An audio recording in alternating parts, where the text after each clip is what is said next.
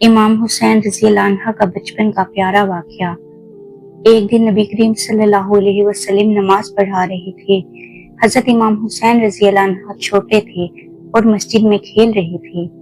नमाज के दौरान जब आप सल्लल्लाहु अलैहि वसल्लम सजदे में गए तो इमाम हुसैन रज़ी अल्लाह अन्हु आकर आप सल्लल्लाहु अलैहि वसल्लम की पीठ पर चढ़ गए।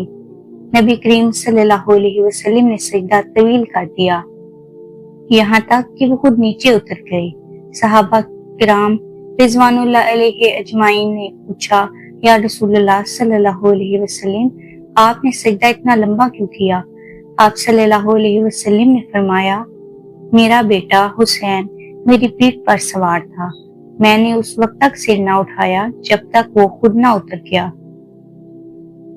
नबी करीम सल्लल्लाहु अलैहि वसल्लम को इमाम हुसैन रज़ी अल्लाह अन्हा से बेहद मोहब्बत थी। नबी सल्लल्लाहु अलैहि वसल्लम ने सिखाया कि बच्चों से शफकत और नरमी करनी चाहिए, हत्ता कि नमाज में भी।